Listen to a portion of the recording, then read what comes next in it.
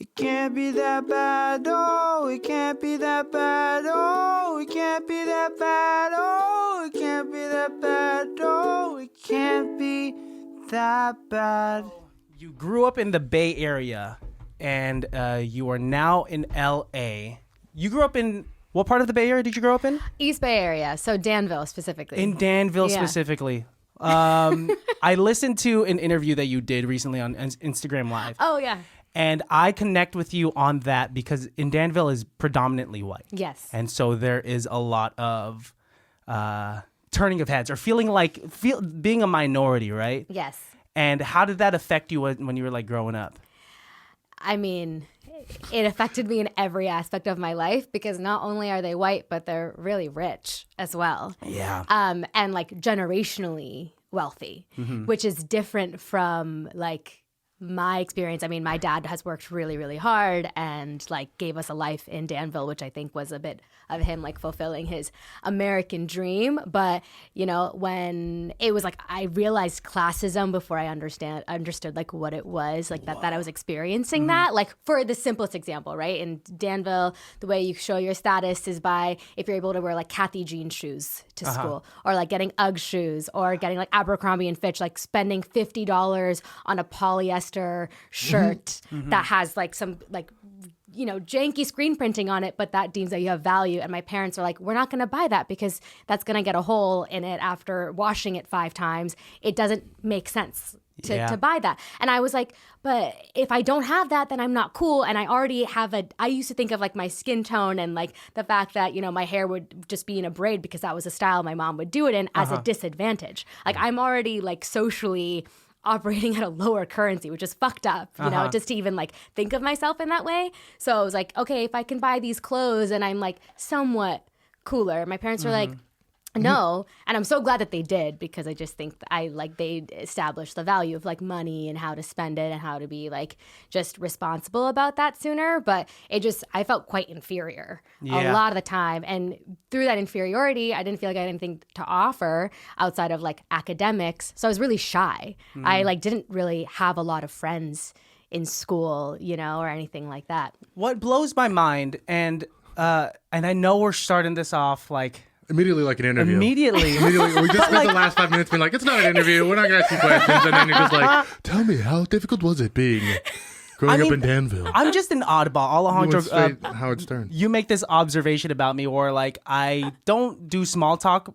very well. I'm just like, I want to connect Just almost get in. immediately. Yeah, of course. I do want to preface by saying that we know of each other. Yes. We don't really know each other though, right?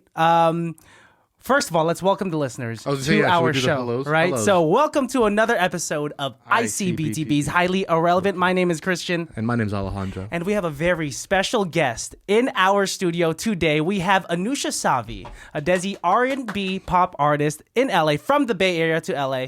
I know you because we both went to UC Davis. Go Ags. We are UC Davis alumni, and we experienced something together that is collegiate a cappella. Yeah. An entire culture, a foundation that I think is strong for us being vocalists now, right? 100%. But like I said before, we don't really know each other. I'm a little nervous because I will be transparent. I was always intimidated by you and the Spokes. Really? You guys are so cool. Oh my God, stop. So cool. I already don't know how to That's talk to wild. women, but I especially don't know how to talk to like 15 women all at once. Yeah, we're definitely, I can understand, like on the outside, it's a bit, I mean, there's a sisterhood, it's a bit culty, and we're very strong. So I could see that on the outside. But we're all very sweet, weird, like nerdy people. You guys are all sweet. It didn't make it any easier that it's an a cappella group? No, not at all, dude. Because like acapella was the thing to do in Davis. I guess for me, not being like a not part of the culture. Yeah, I would just be like, hey, I guess I don't know, man. That kind of makes it easier for me. Yeah, that's it. Yeah. So acapella, how's that going? You know saw what I mean? it as an outsider looking in because Alejandro, like I was telling you downstairs, when I would host some of the acapella shows we'd have at Right, Davis. I remember vividly because I feel like the hosting, the shows that you guys did were just some of the most like memorable ones. They was like a part of the show and made everybody laugh, and kind of also made it seem like, okay, this is a cappella, we should take it seriously, but not too seriously. Yeah, type of thing. We're like in Silek, you know? And so I just loved the energy you brought to that, and almost having like a non-acapella person do it. Yeah. I just feel like it added. So thank you for doing that. Sure, thank you for having me. I felt like I was like in a fishbowl, and Christian was just like, "Yeah, this is my fish." Like that's how you felt. That's kind of how I felt because it's the craziest. Because it's metaphor. like not my world at all. I'm just here. I'm just like, yeah. I'm just like I'm just here, bro. And I hit him up last minute. I was saying like, hey, it's in less than a week. I'm having an acapella show. Will you host with me? Because he had just moved back up from Irvine, Right. And he's been my best friend and like through comedy for a while. And I was like, hey, let's do the show together. I'm a joke friend. What? I'm You're making I'm it your sound joke so friend. bad. But it was. That's where it ends. Joke Yeah. friend. That's it. Joke friend. That's all. It was intimidating. This though. relationship's a joke. Hey. It was very intimidating because I was new to Davis. Yeah. I'd done community college. I was a transfer. I had by chance joined a cappella because of flyers being handed out in the quad. Oh, that worked. man. Yeah. I'm so happy that It worked worked. on you. What if it was a Scientology handout? What if that? You'd be so different. I'd be like, I'm not really interested. No, because obviously the person handing out the flyer was saying like, do you like music? Do you like singing? And I'm like, yes. I thought they just handed like you like had your head down. Do you and they remember handed to who you, it like, was who handed the flyer out to you? Joe. Jesus. No way. Josephine. Wow. Yeah, it was really a very pitch perfect moment, Yeah. you know. Like the movie. Exactly. Yeah. Okay, I got you. And I didn't have many friends, and I was like, this is my way to make friends. Yeah. And so with that being said, and I understand that I'm a social individual, but and you're a very social individual. This is the most we've ever talked though. Yeah, that's true. Why do you think it is that we never really spoke in the past? I feel like on concert days, they're like the weirdest days to like have social interactions, which I feel like most of the time we would be in the same room on concert days, Yeah. right? And also, I think you came to Davis in 2016, 2017? Wow, you really know me. I'm Okay, flattered. yeah. Yes, 2016. Okay, Impressive. sick. Because that was the first year that I had a leadership position in Spokes as well. So like I was vice president after only being in the group for a year, and there were people that were like more senior to me in the group. And I just was like, I was still figuring out at that time if what I wanted my a cappella experience to be, because I was also like in Greek life at the time, and I was pre-med, and there was like all this stuff. But then when it came to leading this group, and we had like a lot of our foundational seniors leave the year prior, concert days were the most stressful days of my life because I was like, okay, I have to wrangle these like 14 to 15 women together and like make sure that everyone's in the right pink and like make sure everyone knows their parts and, you know, just kind of gather everybody. So I'm almost putting on like my like vice president hat, making sure Amanda, our president at the time, like she has everything that she needs. So talking and like socializing with the other groups and actually getting to make connections, I feel like just wasn't top of mind, even though I always was like, I wish like we were better friends. I'd always see you. You would always like bring such like life and energy Thank you. to the room and just make everyone laugh or just like give everybody a smile. And I remember just seeing you and it always like felt like at ease, you know? I appreciate So I don't think that. I ever said that to you. No, but your eyes tell me now. Yes. And you are verbally telling Her me mouth that right is now. telling it. Yeah, her Yeah. mouth is saying it now. But I always, you were always smiling. You're always very happy.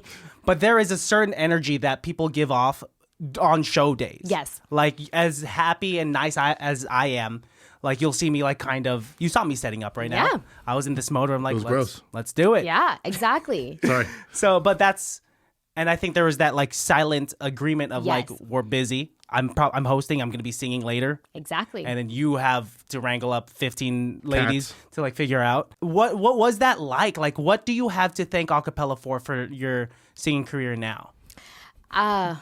This is an interview. Yeah, I just have mean, questions. it's cool because we have this shared experience and we both are doing something creative, Yeah. like as professionals now. And so I think acapella is very formative because it helped me how to like run my own business in a way, right? Like before acapella, I wasn't even an independent artist. I'd never really written a song before that, but I was in choirs and I had like Carnatic music teachers, and it was always an adult telling me what to do with music. And I'm like very, very good at mockingjaying or whatever the term is, right? Like someone tells me what to do and I'll do it. And then acapella was like, no, you have to come up with the ideas and you have to execute them along in like a democratic group where, and so I just feel like it taught me a lot about what it's like to actually be in that driver's seat. And it's very easy to say, oh, I want to be in that driver's seat. If I was in the driver's seat, I would do X, Y, and Z, and the group would be this and this and that.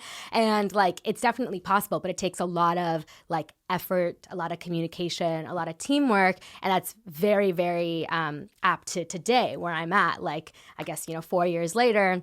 And I like run Anusha Savi. I'm like the CEO and founder, and like now I have a team. So like dope. I have like in a very, very short amount of time. Like I am so blessed. Like I have a manager, and I have like producers I work with, songwriters I work with. Like I have a label, and so I feel like if I didn't have my acapella experience, I'm sure I would have managed a way to figure it out. But I feel like my acapella experience taught me how to take input when needed, but also like have my North Star, know my opinion, and also like express my ideas without really getting frustrated or without getting like, oh, no one gets it, Yeah. And so in that aspect, the business aspect, I think it helped a lot. And then from like a singing and musical perspective, just like being in a group where everyone just really loves music. Like it's an extracurricular, but it's a pretty damn, demanding Yeah. It was a extracurricular. Sure.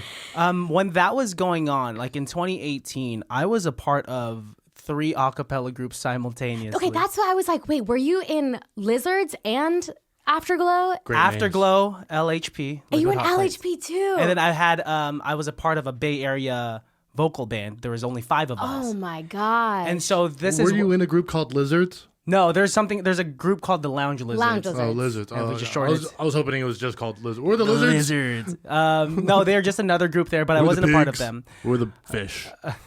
They're interesting names because Spokes Yes, they comes are. from the spokes of a the bicycle. bike, yeah. We were the most like basic Davis name, but I Sure. love it. It's very endearing. But you guys have always been such a really cool group. Thank I you. remember like it's so weird how there is this unspoken social hierarchy in the a cappella world because that's college. We're a bunch Yeah. of like hormonal youngins, and so like Right. people are gonna be like that person's really good and cute. They're cool, and like vice versa, and everyone's talking. Yeah. And oh my gosh, it got like the gossip, and it would get messy here and there. I was just And we're just a step out of high school, basically. But Yeah. we're adults. And then I look back and I'm like, we were learning. We had like training wheels on how to be adults, but we still had like the brains of like 18-year-olds. I was just, like, making trying to very navigate. poor decisions. And I was older than everyone there. It's because I was doing community college That's why for a you- little too long. That's why you were there. I was to You figure just it out. fit in. Yeah. You were there when you were supposed to be there. We Yeah. made all of our mistakes there so we don't make them in the real world. There you That go. is true. That is true. But it's you didn't start off doing a cappella straight in your No. freshman year, right? No. I heard that you were doing like Greek life I did to Greek begin life. with. Yeah. Well, because, okay, this is like where the Danvillian experience continues, right? So I didn't even know about Greek life until there was this one girl in my choir. She was a senior and I was a junior. And she was like applying to colleges, and she was applying to colleges based off of the Greek life that was at said colleges. And I was like, what? Like, why? And she's like, oh, like Greek life is everything in college. Like, if you want to have fun, if you want to like be social and all these things, like you have to join Greek life. And I, was like, I don't know if that's true. But then at the time, like there were all these like college videos. Remember there was this YouTube channel that would like be like, go to CU Boulder and this is the party scene. And it, like, I don't know. I was so like, as a 17-year-old who was like not very popular, was friends with all like the cool kids, but was never like hanging out with them per se. Like I was like, okay, when I go to college, I want to change where I sit socially, right? Because I just wanted to know what it felt like. So when I went to college and it was Davis, Davis is not necessarily known for having like a really rich social scene like on the outside. But actually when you go in, there's so many fun people and very cool Yeah. people. And I was so pleasantly surprised. I had the worst expectations and I was, everything highly exceeded it. So I just thought, okay, I want to do Greek life. I know I'm firm on that decision. And we'll just see what happens because I had this like warped idea that it would like affect my social value, which is again fucked up, but that's what I thought. And then I joined it, and then I was also pursuing a degree in neurobiology, physiology, and behavior because I was like very pre-med at the time. It's a lot. And I was like, there's no way I can do a cappella, even though it was interesting to me, and I just didn't know what the scene was like at all. And then after the first 6 months of Greek life, all the sheen wears off, and I was like, this is not that fulfilling. Like, I have my friends, and I'm still friends with a lot of the girls, and have some of my best friends from that experience. But I was like, this doesn't feed my soul. My major doesn't feed my soul. Like, what am I doing? You know? And one of my best friends from high school, her name is Molly Huff, who is in the Spokes. And we've known each other since we were like 12. Yeah. She's also another sweetheart that I'm slightly intimidated by. And if she watches this, she'll hear it, and this is as transparent as I'll be. Because if I see her in person, I'll be like, "Hey, Molly," and I'll just go away. No, you should say hi to her. She's like literally the best, but I understand. Yeah. She has like this stature, and like shout out Molly, love you. And she's like in law school in Boston and killing it, and already has like a position lined up after her. So she's a very like accomplished, sweet but driven person, and she puts out like boss woman energy, which like even I'm intimidated by. She does give that energy out, like her posture. Yeah, her posture. I don't think she does. She doesn't slouch. She doesn't seem like a slouchy person. She's never slouched. Good for her. And she was always, like the tallest person in all of our friend groups. And I feel like from all my friends who are tall, and this is, I feel like this is a question for you. Sometimes when their friends are shorter, I've seen tall people almost make themselves smaller so they can fit in with the group. And Molly has never done that, and I have just have mad respect for that. But I don't know. Do you ever do that? I don't know. Do I do that? No, you make yourself taller to make it a point. My friends are shorter than me. I mean, that's not the intention, but if that's what happens. Because he and we have another best friend. His name is Austin Scott, and he is 6'4". Oh, wow. So when we're walking together, it's like a singular sign. It just gets shorter and shorter.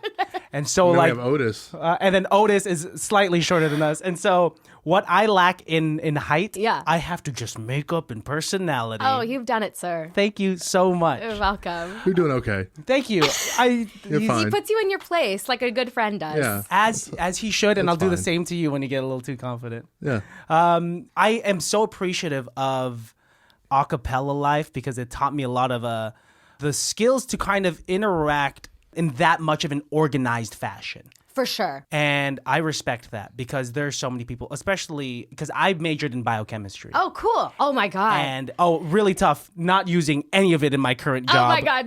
Which is like, cool, just paid thousands of bucks for this knowledge. Yeah, biochem is really cool, though. I think one of my favorite classes was actually biochem lab. Really? Even though it was so hard. It was at MCB 120L, right? Yeah. Wow, yes. I haven't heard that in a long time. Because actually...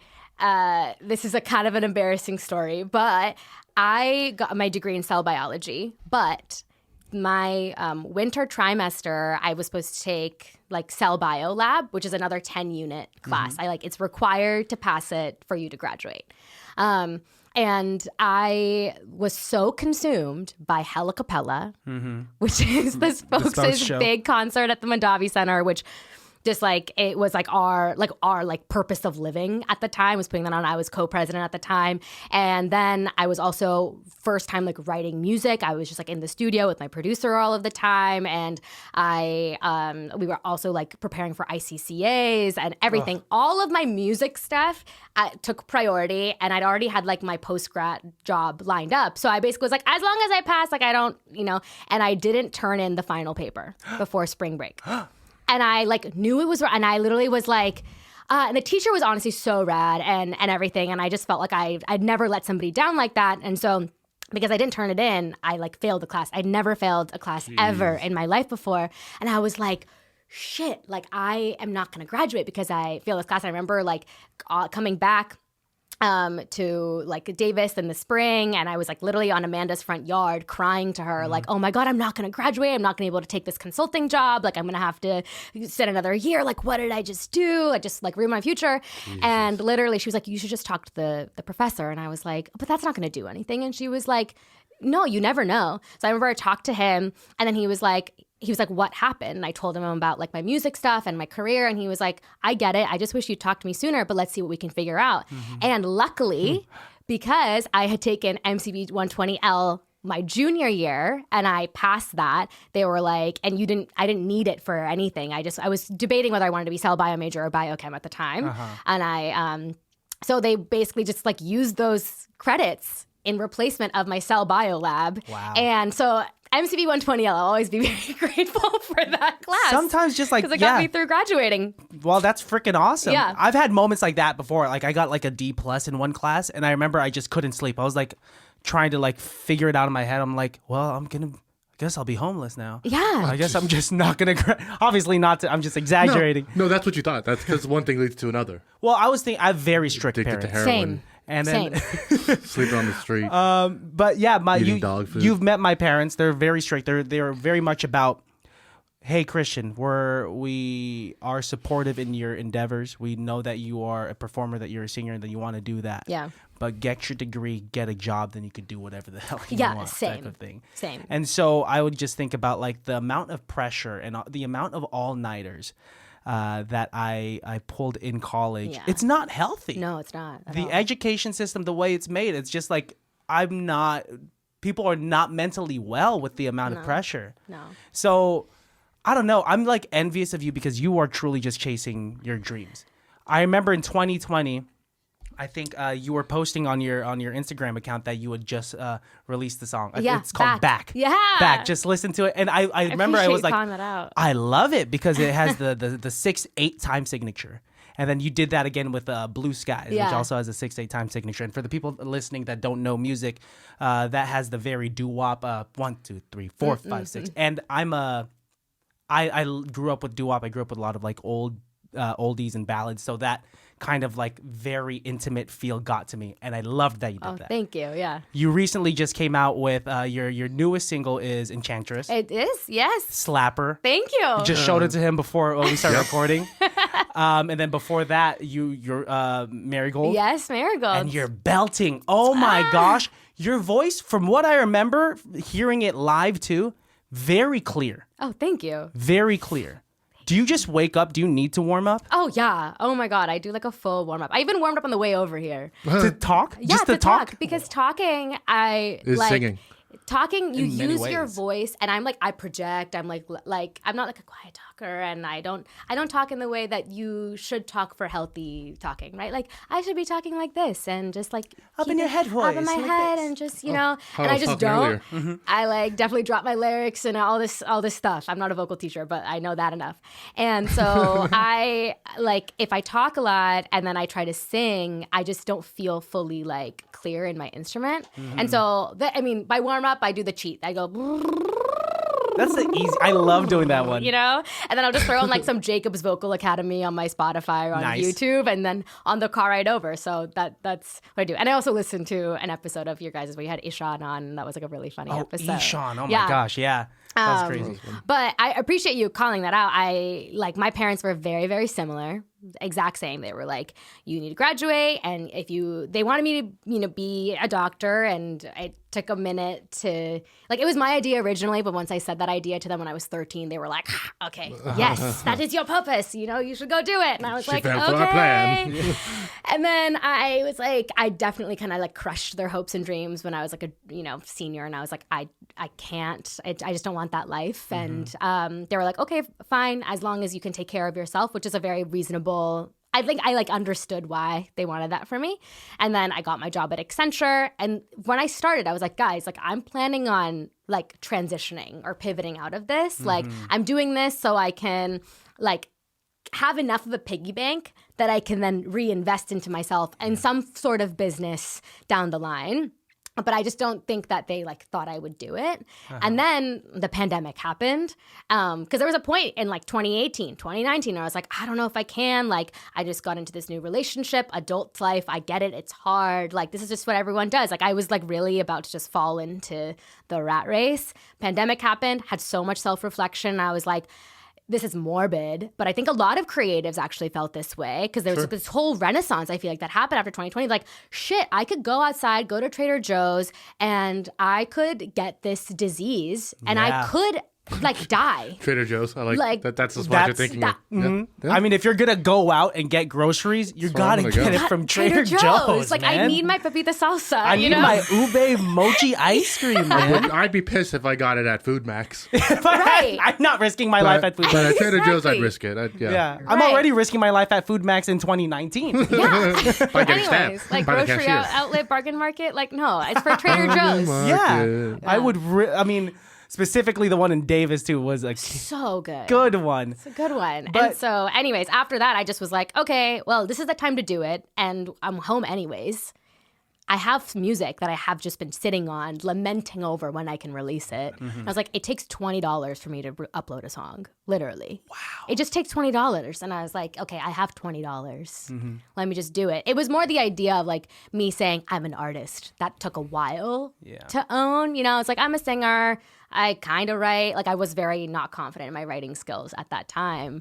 I connect with that. You know, but it's just something that you get better at over time and you learn from other people. And like now I can say like I'm very confident writing and I like love my writing style and like there's so much more to like learn and stuff. But yeah, 2020 was the year that like this next chapter I mean, I was started. already able to see the growth in playing because today I played back to back, Oh wow. back, Oh wow. which I still loved, Oh, thank you. and then Enchantress. Yeah. and I'm like, you could see the growth. And Yeah. you could see the confidence in yourself as a singer. Thank you. Yeah. This is coming from me, and I'm at that stage where I'm like, I'm a singer. I've written about like a bunch of half songs that I just put away that I'll never put out. But why not? it's they're Is it because you're writing? Is it more cathartic for you, like writing, or is there like an intention of ever wanting to release music? Like, there is. Okay. There truly is. One of it is trying to find my voice. Yeah. And what that is because Alejandro knows me as this vocalist that sings a lot of like crooner songs. I sing a lot of oldies and Yeah. whatnot. But then You don't know what I know. but that's exactly what it is, right? But I know that's what you're good at. But then if you shift the placement a little bit, then I could be more of like an R&B type of voice, right? Yeah.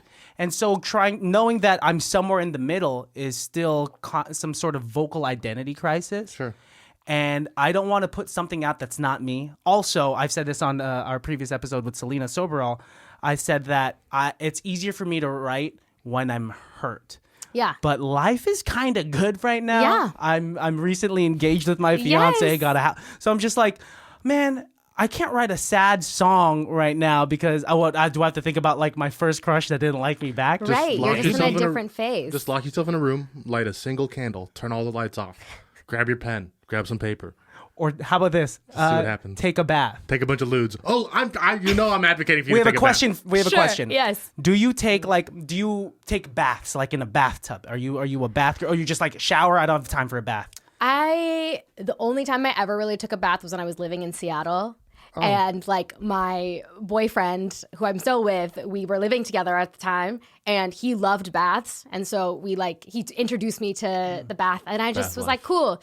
And we had a nice tub, and it was our first time. We knew we were the first people to ever live in that apartment, so there was like a sense of security of like no one else has just been in here like that, and so yeah. But ever since then, I just I now have like a stand-in shower, so I just don't. I Might don't as do well. it. Yeah. Well, let's list out the factors as to why I don't enjoy the idea of a bath. Yeah. Christian doesn't like to feel like soup. Yeah, that's a thing. I get that. Yeah. What's the thing people say? Like you're just bathing in your own filth? Yeah. I mean, how gross are you? Pigpen? No, I'm not. I'm not So Big then you're Ben from not Charlie Brown. bathing in your own filth. then. But just the idea, and also he told me this. He said that people that take baths usually just end up taking a shower afterwards. Yeah. So might as Well, I just take a think shower.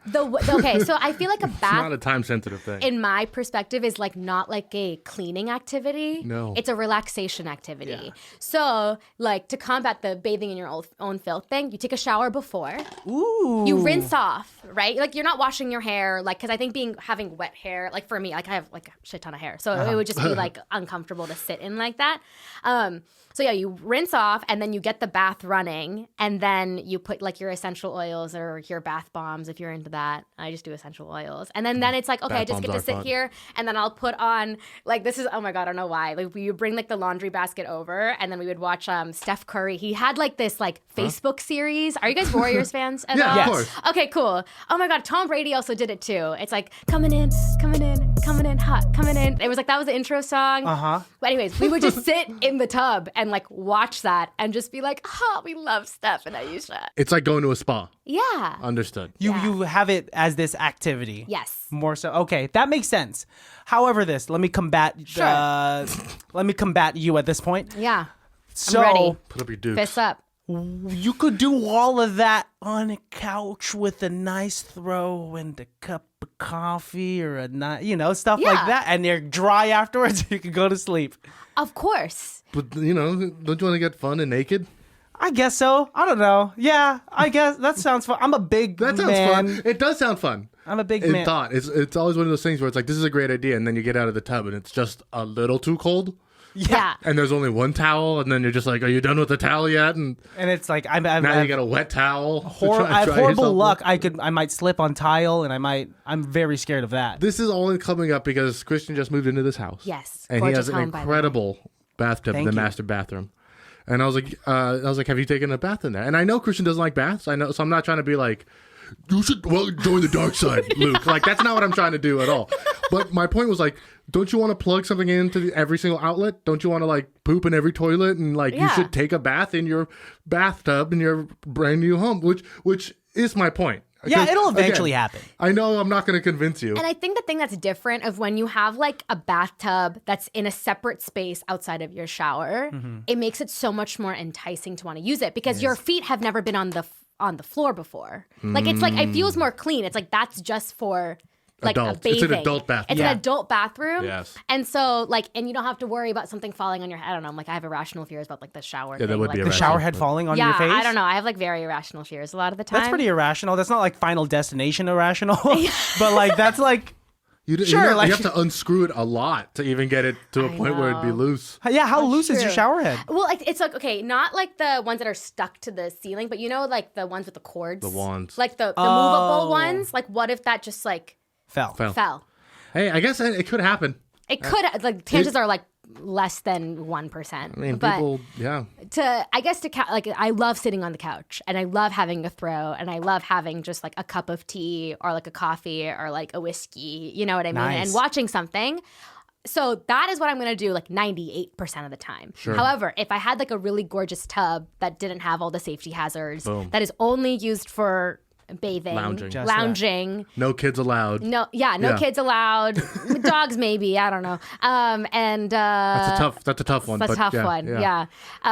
And I think like maybe 2% of the time. Do you have like is there something that you feel strongly about in the sense that like how we just spoke about this? Is there like a weird rule that you have in your living space? Yes, What? no sand allowed. No sand. Okay, so this Don't you is live in Santa Monica? exactly. So How do you keep that up? by Lot of being sleeping? really annoying to people who come into my house after the beach, like yeah. namely my boyfriend. Can we try this? Let's be people coming from the beach. Yeah. And you just invite us to your place Yeah. to wind down and let's act this out. Anusha, thanks for having us over. Oh man, I'm so sandy. I'm so sandy. Hi, Christian. Thanks for coming by. I'm so happy to have you. Would you mind just stepping outside and I'll take your shoes and we can just leave them out? I'm Yeah. I could just get really sand is really dirty and I just don't want it in the house. Would you mind if you just took your socks and shoes off? Yeah, and, no, dust that it makes off? sense. Okay, yeah. And I'll just let me just pat myself out here. Oh. I don't mind at all. Alex, do you mind? I mean, no, babe. Yeah, at this point, just go do your thing. Do you want a towel? Do you want to take a shower? Wow, I really, You are literally being Pigpen in this moment, though. You are actually being Pigpen. in this moment, I would take a bath. Yeah. At that point, At if I'm that Sandy, moment. I'll take a Well, bath. we'd hose you down before we let you in, buddy. We'd get Literally. you. Well, so this is the thing I would change in the scenario. Okay, Right? what? So She you would would invite text me. strangers over. You would be like, yeah, total strangers. You would be like, oh, Anusha, we're on our way. And I'm like, are you walking or are you driving? And then you'll be like, oh, we're in the car. I'm like, okay, I have 5 minutes. So then what I would do is I'd kind of stand outside my door. And then before you Guard. come in, I'd be like, oh my gosh, great. And we have kind of a patio set in the front area. Yeah. And so I'd just be like, oh, let's chill here. And then I'm like, oh, we're a no shoes household. Like, do you mind just like taking them off here? Yeah. And like, I would do the same thing. And then kind of doing that. And I'd be Show like, I them. do this really annoying thing. Like when Ash comes, my boyfriend's name, I'd be like, he loves the beach and he always comes home sandy. And I just kind of make him do this whole thing where he takes his shoes off and he has to Okay. like brush them off and the socks. And then, so we would get through all of that before, and I would do it in kind of like a funny, quirky way. Of And I'd be course. like, oh, come in, I'll make you a cup of coffee or chai, whatever you want. Like, thank you for, just dealing with me being annoying. And then you'd be like, oh. That's adorable. Yeah, You that's wouldn't the even way know- to yeah, do it. You wouldn't even notice that you just went through Yeah. like a detoxification to Right. get in. I Yeah. manipulated you into Yeah, doing that. genius. You're smart. You're good at what you do. You said, let's chill here for a little bit. Let me make you a know what's cup fun? of coffee. You know what's funny? What's what I do to my boyfriend all the time. I make him take all of his clothes off and change them. He puts on a robe, and then I scrub him down real quick before we come in. And then I give him clean clothes that I've cleaned and sanitized. Then when he comes out, he goes into an airlock chamber where we spray him with Purell that's been mystified. And then once he comes out, I slather him down with some lotion because he gets really dry sometimes. And it's just really fun. So if you guys want to do it, Yeah. then I'll And- let you in the house for some coffee. Yeah. some coffee, that's it. Exactly. Oh shit! Look at the time. I feel that completely because sand sucks. Yeah. It's the worst. I'm almost anti-beach because of the sand. Same. It's fun for a little bit, and I think there's something subconscious within me because my parents were trying. My mom specifically did not want me to be as dark as I am. Yeah, And I get that. She Same. would hate Me that I too. would be out for so long, and I used to love the beach. I used to love Water World, and I'd come back like Waddle World? Water World. And then you said waddle. A place where people waddle. Oh. But it's I would get really dark, almost a purplish tint. Yeah, yeah. And my sunburn. my mom, and now it's like instilled within me, even though it doesn't matter. Right. Like it really doesn't matter. Colorism can just run in really deep, I feel like. runs really- Yeah, it's hard to unlearn. Yeah. Especially like when it's still being promoted Yeah, and your subtly pigmentation in is like dictated by your nipples. what? Your pigmentation of your skin is dictated by your nipples. But why? That's where like all your pigments are stored when you're like a little fetus. Okay. It all comes from your nips.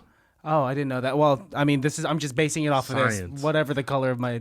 It's like Anyway. like your skin color, your nips are darker, right? Yeah, that's how it is. Because that's where all your pigments are stored. That's the pigment factory. Then they put it in little like I assume trucks, and they truck it down to the rest of your skin. They didn't teach us that in No. cell bio.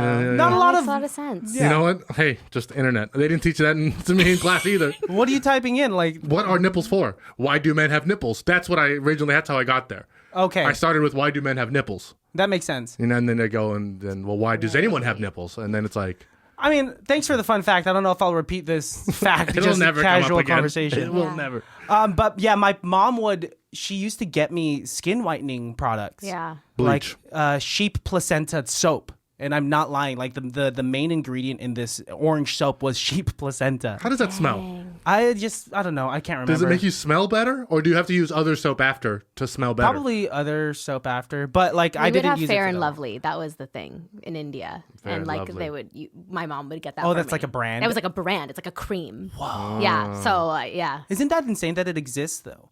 Because in the yeah. Philippines, it's like those who are famous, those that are Mm-hmm. depicted on screen, they have a lighter Yeah. complexion. That's true with every 100%. culture. They all look as American as possible, though. British. British, it's Colonialism. what Well, it maybe is. in India, yeah, it's British, but here in America, everyone wants to be American. Yeah, that's true. Like That's all right. like all the Mexican stars, all stars of Mexican, like Latin culture and stuff like that. They all They're also they all tend to look a little bit lighter. Like it's- they don't look like the mestizos that are growing up in Mexico and shit like that. But I think we're coming with like the pendulum, slowly coming with the pendulum swing. Where Yeah. Oh no, white people as a whole are going to be gone in like 40 years. They're just no more white people. Everyone's going to be some sort of brown some sort of mixed Yeah. at some point. or like Polish or something. And you're just like, I guess that's white. It's I don't know. It was crazy though. Like I don't know because I grew up in the 7th grade. I moved to Benicia, so Okay. very similar to Danville. It's like a very affluent, white prevalent town. Yeah. And I literally my first day I got so many looks because of the way that I looked. Damn. And that was like such a weird thing to get Yeah. used But you to. also got a standing ovation. What do you mean? As I came in, Benicia's first brown person. Welcome. He's so brave. He's Look so at brave. that man. Wow. Oh god. Man, You in, did it. Oh in shit! He's walking into 2005. he's walking into this classroom. Oh shit! He's sitting down in our class. Oh fuck! Oh shit! Oh man! Okay. Crazy. All right, stop clapping, guys. Sit down. But It's as you get older, like everything becomes more diverse, and like we saw that in college and whatnot. Yeah, for sure. To go back to you got out of Greek life. Yes. Went into a cappella. Yes. Was there like a changing factor, or was there like a factor just like I can't do it? About Greek life or about why I joined a cappella? Yeah. Oh, was there like an overlap? Were you doing both at the same time? Yeah. So I ended up doing Greek life for all of college. I debated dropping multiple times and like almost did. I just ended up staying in it, and what I decided was to change my relationship with Greek life and just being like, I don't know, it's the social hierarchy, some of the things like the cliques and stuff, I would just really let it get to me when honestly it wasn't that deep. And so I started to change that, and then I was like, this is just like a part of my life and it's fun while I'm in it. But I, again, was looking for something with soul, right? I was like, there was nothing really enriching me. And Molly was in it. And Spokes was the only group in the spring of 2015. So I was a freshman that was having spring auditions. And I was like, I just want to do something now. I want to join a group now. I want to feel that kind of camaraderie. I want to feel like I want to have music in my life again, because I'd been singing my entire life until then. Like I started in Carnatic music when I was South Indian, like classical vocal music when I was like 3. And then I did like middle school choir, all while doing Carnatic music. And then in high school, I stopped Carnatic music, but I was in like my high school choir, and a high school choir was actually like really competitive, and it was like really intense, and that was like a really big musical foundation for me. And then to go to college and all, I was listening to music, but I wasn't singing at all. And I was like, I just want to get in like kind of like a team singing thing again. Yeah. And so the Spokes and, Molly and Molly was like, yeah, you should audition. And I was like, okay, cool. And then she helped me with my audition. And what did you audition with? Oh my gosh. I sang Turning Tables by Adele. Band Alive. For my, yeah. And then for my callback, because like she gave me like the little scoop. She was just like, and she wasn't supposed to, but me and Molly were like, we were best friends. And so she was like, yeah, for your callback, do something that like makes you feel like a little bit different, reinvent a song in a different way. If you're doing a ballad for your audition, do something a little more up-tempo for your callback. And I was like, ooh, smart. And I watched a lot of American Idol and The Voice, so like I had an idea. Song selection is very important. So I actually did a version of, oh my God, what's that Drake song? Let's go on, we're going home. Achy Breaky Heart. Yeah, no. Oh my gosh. I'm coming home. Just hold on, we're coming home. I think that's what it's called. It's a long title. But you auditioned with that. I auditioned with that as my callback. And then I just remember walking in feeling like quite intimidated again, because the Spokes were, I hadn't gone to any of the shows yet. I was like a really bad friend. I wasn't supportive at all.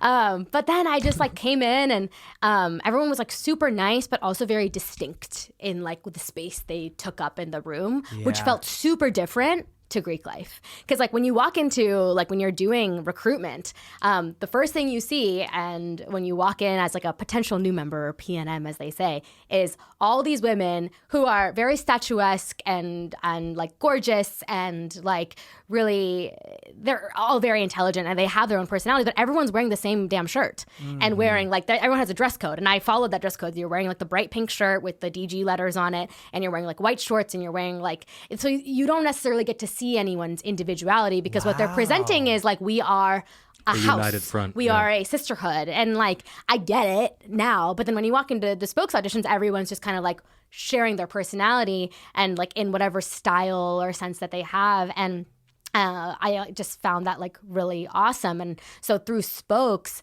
not only did I like get to sing and make really great relationships and friendships and think of different songs in different ways and think of arranging and like how it's just like a upstarting group, but also to just kind of like own being myself. Who is Anusha? Like that constant question. Like I was just so used to just being like this two-sided person growing up. I had my Indian side, and then I had like my Danville like white affinite side, and then I like didn't know how to mash it together. And through Spokes, I just was like, I am all of those things and there's more. Like I can be all of that, and like it was really celebrated because everybody in Spokes just, I think, was so vulnerable just to like be fully themselves and discover themselves in the group that it almost empowered me to do that. I love that. I love that. To find individuality within a group is like such a beautiful concept, right?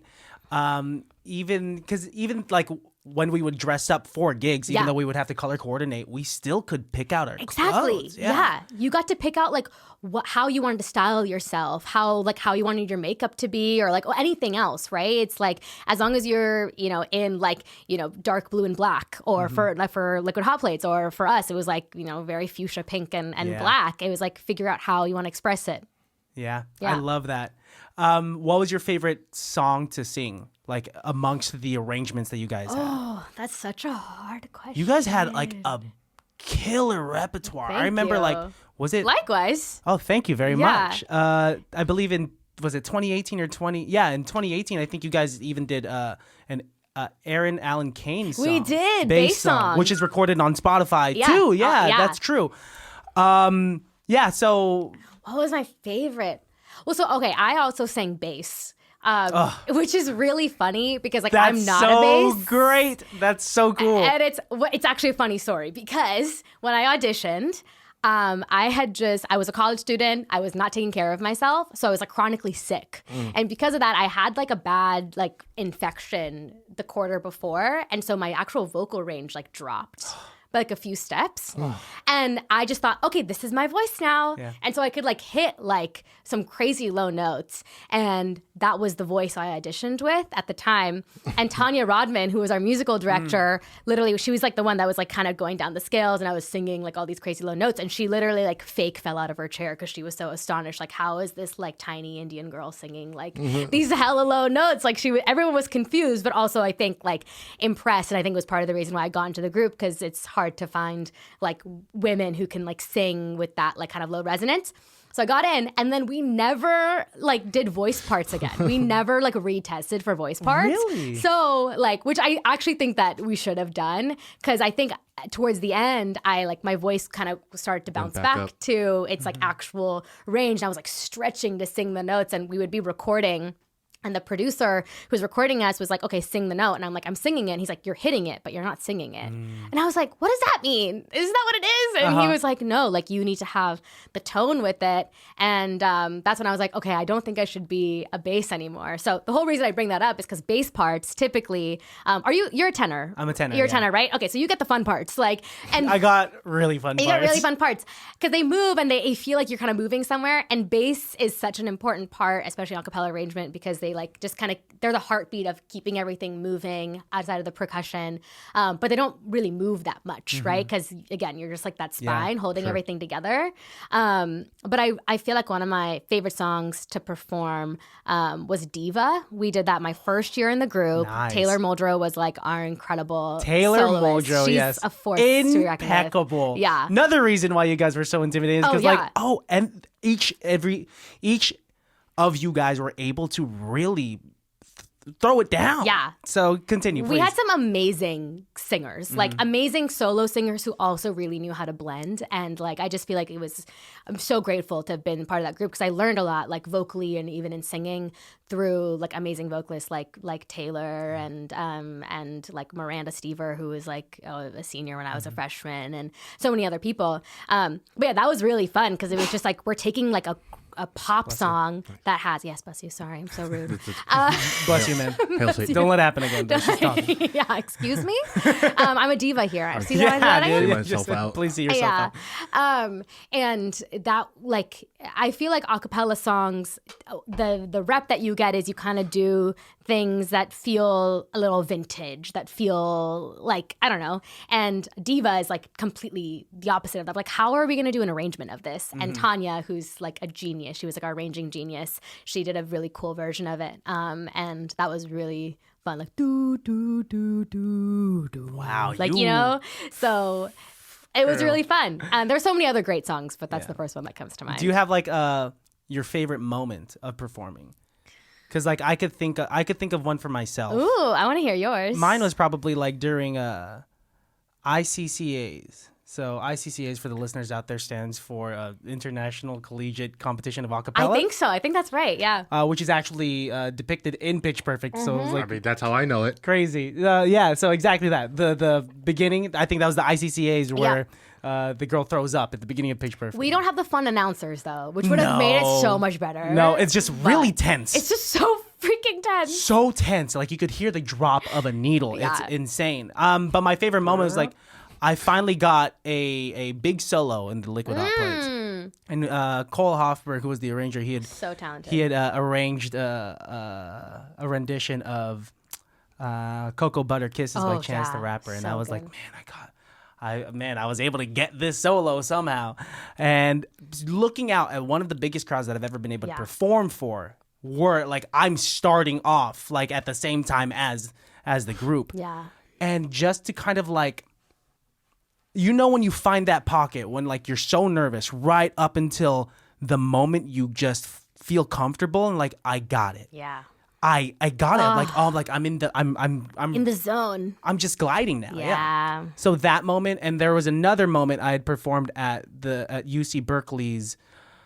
What's the all-female group? The Golden Overtones. Yes, They the threw Overtones. something there. Yes. And I had co-arranged my first arrangement with Zach, part of the Afterglow, and we had done like a rendition of Pony. And What a Girl Wants by Christina Aguilera. And we were nervous because I don't know what happened, but when we were practicing it outside, we were all just like, I don't know, we're like not blending right.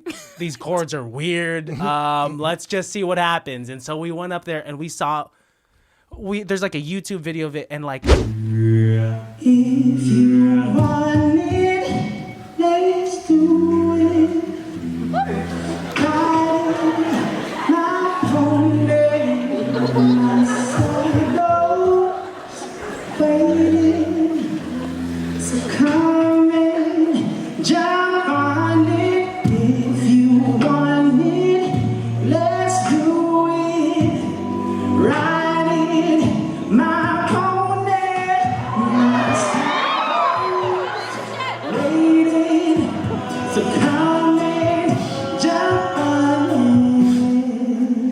I remember just being like so scared. And then once I just fell into it, Yeah. like, and my eyes were closed and I could feel it. And there's a moment where you could feel the energy of the audience. Yes. And like, we're together. Yes. Like, and even just like the small little woos and the claps and like, I don't know, like when you hit that note, there's something that is irreplaceable about that feeling of being a performer. 100%. Yeah. I get like tingles, like even hearing you talk about that. It's such a irreplaceable passion. Yeah. And now you get to do that. Yeah. So like, I feel like so blessed. Yeah. have you had moments like that since as a solo artist? Yeah. Yeah. Which has Please been, expand. it's like, I get chills, and that's why I'm like my palms are getting sweaty, because like that's why I do music. Like that's why I was like I couldn't not live with ever not having feeling that again. Like that was like a big reason why I was like, I'm a performer. I felt that kind of power. It's like power when you get to be in front of a stage and command it like that, and command the people behind you, and you feel like you're a team in a unit, but you're also just like channeling an energy with all the other people that are in that space with you, like all the listeners, everybody there. And it's so freaking cool. So I think like for my acapella moments that made me really feel affirmed in that is, oh my gosh, it kind of always happened when I had like a solo, because I just felt like so much of like, I'm the quarterback right now, right? And there's like two moments. I think the first one was when I sang Greedy at Hell Capella. Yeah.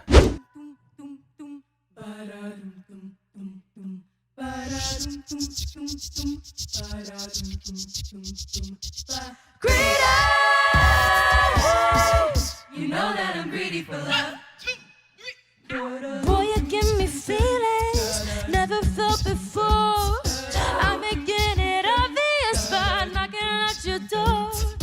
I know I'm coming tonight. You know I'm coming tonight. Don't want to deny it anymore. Ooh, baby. And that was, I think, the last song that we did in our set.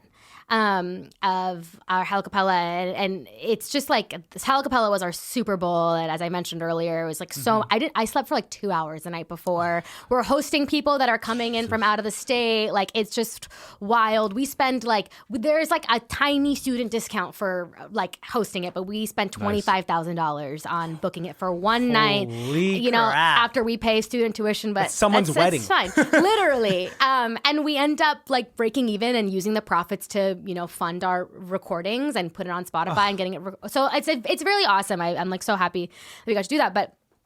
For that experience, I had sung Greedy all year. It was the first song that we had learned. It was kind of like my senior solo song, and it's Greedy by Ariana Grande originally. And Taylor arranged it, and she literally was like, I wrote this, thinking of you in mind for the soloist, which was so special. And I feel like I can say it now, 4 years after I graduated, because like we are very democratic in how we do solos. Everyone auditions, and then there's almost like rounds, and everyone gets to vote. And then like I end up, and I just felt like, yes, I have like a big pop song where I can just do it. And Ariana is like one of my like top 3 like artists that I love and super inspired by.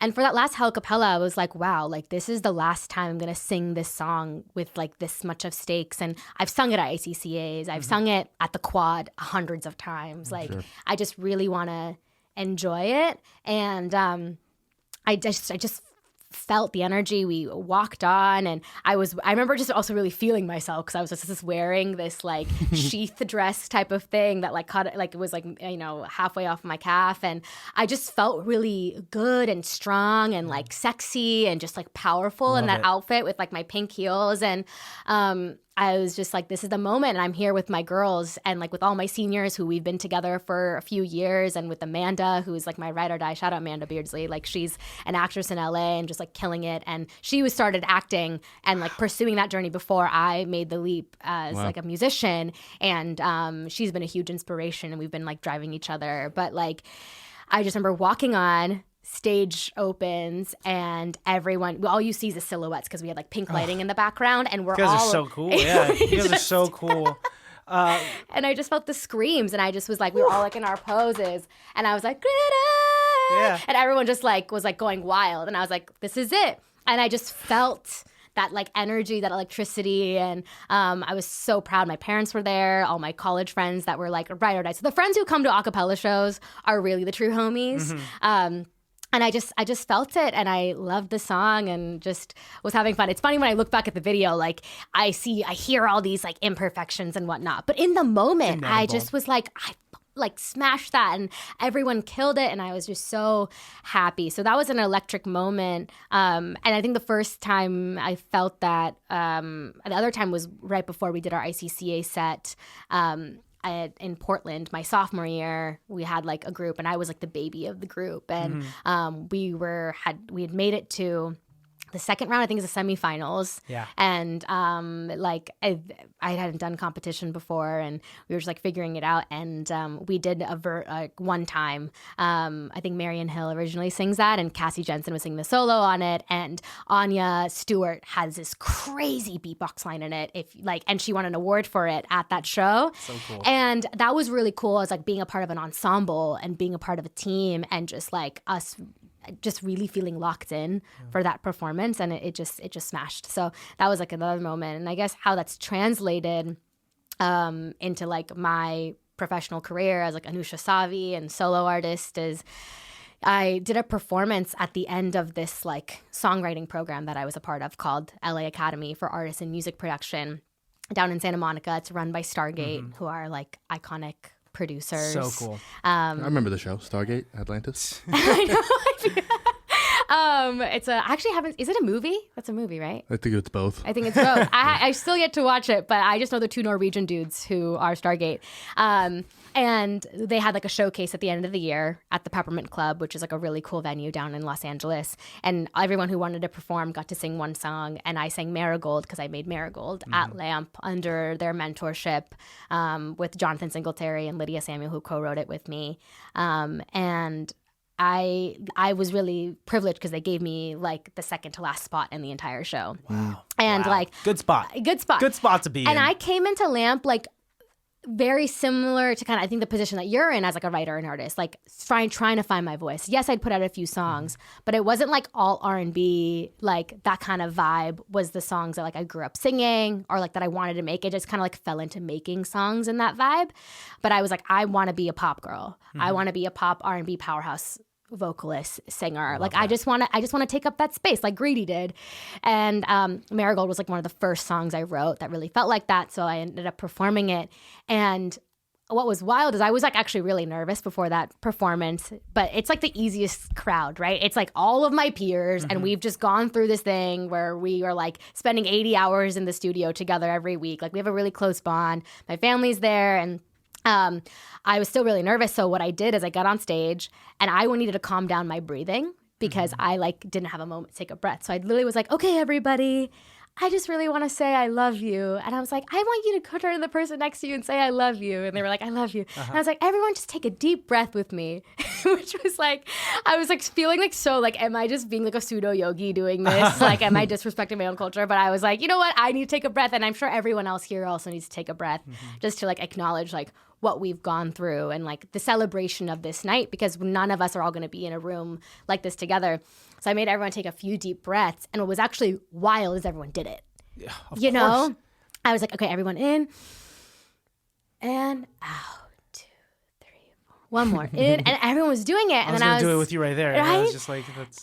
And then I was like, is everyone ready to hear Marigold? And I was like, yeah. And I was like, okay, let's hit it. Incredible. And the band that was playing behind me was the band that I've been playing all my LA shows with. They're all also from Lamp. And it was just like really awesome because I felt locked in with them because they were performing with artists who they'd never performed with before, and they like knew the songs and stuff, but I just felt like really in command. And I was like, I walked off and so many people, I just felt like freaking awesome doing it. And then a lot of people came up to me, they're like, we see it. Like we see it. Tour from Stargate was like, you have it.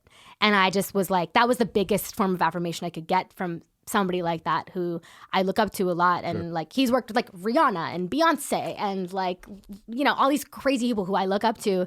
So to hear that from him was like, okay, I made the right decision.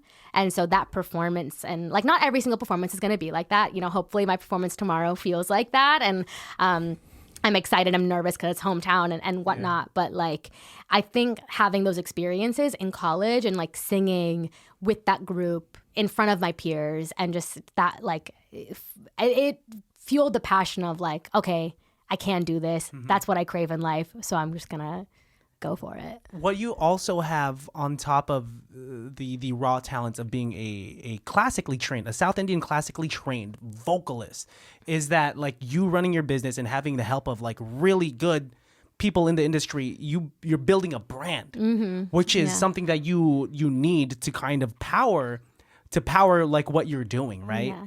And I think you're doing it the right way ever since like your aesthetic and who you do it with and like the sound and like how your culture is so intertwined with your identity is intertwined with a genre that you also want to do, right? Yeah. Desi Pop and R&B. Yeah. Impeccable. And the fact that you found your voice at such an early time, it's so good. Thank you. I appreciate you like noticing that and like calling that out. It's something that we as artists like agonize over, you know, and like trying to figure out like, who am I constantly? How do I want to present myself to the world? How do I present myself authentically while also creating something that feels like, it's weird. It's like the artists I look up to they're somewhat aspirational. There's a quality about them. Like I kind of want to be like them, or I pull inspiration from them, or they give me strength, their songs give me strength, something like that. And I was like, as Anusha Savi, who's different from Anusha Suresh, the human being, like how do I bridge that and also like still bring myself to it? So it means a lot that you're like, it's working. Yeah, you found the happy marriage that some people struggle with for like decades, you know? It's like it's really a beautiful thing to have seen until like have noticed it from afar. Like even though like I did even though we were acquaintances and we didn't really have like a heart to heart or anything, like I was like hell yeah, Anusha. Thanks, hell yeah for doing that. Especially during like a a time where creatives were feeling very deprived. Yeah. You know, I feel lucky because we started this podcast in 2019, right before the whole thing. Yep. And but it was still also weird that like we didn't really have guests on. We had to like really check in with each other. Like, okay, who have we seen? Like, have you like are you feeling okay? Yeah. All right, are we gonna do this? Okay, let's meet up. But like, we're really gonna be the only people that we see in our families, and that's a tough thing to do. Completely. And having to step away because of that, because of COVID, my a cappella group, Levels of Vocal Expression, the 5-piece vocal band that I had, we have taken the longest hiatus that we've ever had. Yeah. Because we have a member, our soprano, was facing long-term effects of COVID. Shoot. Yeah, she got OG COVID, that's why. And It's not fun. crazy. And she got that, and then like so come 2021, like when a little people are boosted and it's like the regulations are a little lighter, we were ready for gigs but couldn't do it because we were missing a person. And I feel like a piece of my heart has just died because it's been so long since I've gone on the stage to perform. Yes, I've done like I did like a karaoke thing in like Vegas, and like I'll still make singing covers and whatnot. But that passion that I once felt that you said is electric, that moment of being on stage, when like everyone's with you, that has been absent for a while. Even making a singing cover, like the gratification comes from like the delayed response of like people commenting and all that stuff, which is still weird, right? Yeah. That's just like those are Instagram handles on my screen. On It's my not phone the most screen. like organic or natural, and I feel like we're trying to find ways to make it feel more organic. But there's that will never like replace the feeling you're talking about when you're like just in a room, everyone is just tapped into the same wavelength and just super present. Yeah. You know, and so. I Do you want to do more live gigs? Like I would love to do more live gigs. Yeah. But I have to write my own music, and then I'd have to figure it out. But I just want to feel that passion. I just want my heart to be full. I've said this on like an episode like maybe over a year ago, but there was a cover that I did of "You Don't Know Me" by Ray Charles, and I posted that on Instagram. And I remember before posting it, before even like mixing it on my own laptop, it was like 2 or 3 in the morning, and I was still living at my parents at the time, and my mom walks in super tired. I'm like, "Hey mom, like check it out. Like I recorded my first cover in a while." Mom, She's like, "What's it of?" Like I said, it's by Ray Charles. Oh, I love that song, Anak. And then she sits down, and this is a feeling that I want to forever chase. And this has only been this was given to me by just one individual. Yeah. Right. And once I played it, there's like a moment in the bridge, like where I sing like "Afraid and Shy," that part. gorgeous. And I just see my mom, like she's like tired, but her eyes are closed, but like I could see her just like loving it. Yeah. And it's like the most wholesome love, and like God. And the last time I talked about this, I teared up too. Yeah. But I'm so passionate about it. But like it's this whole thing of like wanting to make your parents proud. Yeah, 100%. And like I could do that without a without a degree, without a piece of paper that says biochemistry. I was able to do that from this laptop with a microphone, with one of my favorite songs to sing in the world. And I'm sorry, but I don't know. it's That's beautiful. it's something that I'm lacking, is like being able to do what I love freely, and it's a mixture of my imposter syndrome. It's a mixture of me saying like, oh, you don't have like a band, you don't have a vocal band to do it, like you don't write, you only do covers, and it's a mixture of all of that. And it sucks because that's a feeling that I forever want to chase, and it's like tasting a drug for the first time, and you can't get it anymore. But probably one of the proudest moments of my life is that. And no, it's a nice moment for you to have. Yeah. That's, especially, I resonate with that so much, because especially parents who, they find value more in the other things, the scholastic things, the job things, like all of that stuff. For you to have that special moment with your mom, I know you said it was just one person, but it's like probably the most special person. Sure. Yeah. To get that affirmation in someone who's just like probably so proud of you in that moment, being like, wow, my son just moved me. And like, it is it's so beautiful. I was getting emotional as you were saying that because like I think I've yet to fully have that moment with my parents, and it's like it's crazy. But I think one thing that you said though, like the imposter syndrome, like the feeling like I can't because I don't have all of these things, and I used to feel that so much. I'm like, what do I have? Like a few songs. Like it was always like I had something, but it was never enough. And I just feel like if you're an artist, like even me right now, right? Like 4 months ago, I graduated LAMP and I was like, I don't have a manager. I don't have a label. Like I don't have nothing. Like some people are getting publishing deals and all this stuff. Like, should I just quit? Should I just go back to Accenture? Like, should I go back to like my job? And I was like quite low and depressed, and talking to a lot of creatives about it. And there are people who were quote unquote more successful or just further along in their career, had some of those things. And they were like, well, I don't have this, this, and this. And I was like, wait a minute. All of us just like sometimes feel like we don't have enough when we actually do. And like, what am I trying to say here? It's just like, the fact that you can sing those cover songs so beautifully and it moves them, that's something special and something to continue. And like that's how Jacob Collier started. Yeah, that is true. Do you know what I mean? Like I was just listening to him on a podcast yesterday. He was on Rick Rubin's podcast. Wow. And he literally was just, I think he became like, he had his like moment where he had like, I guess the public got to know him because he did a version of Don't Worry About a Thing by Stevie Wonder. And Familiar with that cover. you know, it's amazing. And he just was like so enthralled by like music theory and how music worked, but he'd like never really written a song, and he'd had all this acclaim, and he was like, I don't know how to like write though. And then he, like someone who I'm like, he's a savant, he's changing Western music, da da da da da. And then he just was like, well, I just decided to sit and do everything by myself, where there's other people who will like literally like hire everybody to do it, and they're all great paths and they're all very valid, but like the fact that you have the ability to just with your voice and with your passion you're able to channel whether it's a song somebody else wrote or like yours, like I just think it's really special. And like I guess you're not alone, I guess is what I'm trying to say. Yeah. Like everyone is doing this. Like I guess I'm doing this professionally, and like I'm like, oh, I want a big budget so I can like do a big show and like have the biggest music videos and da da da da da. But there's this like weird faith that I'm like, I know I'm gonna get there. I love like that. I know I'm gonna get there. It's like already happened. I just haven't experienced it yet. So like I'm just gonna try my best to enjoy this moment right now and like enjoy this phase right now, because I'm always going to like look back on it with such like fond memories. But then if I'm living it and I don't feel fond memories, like that's only my loss.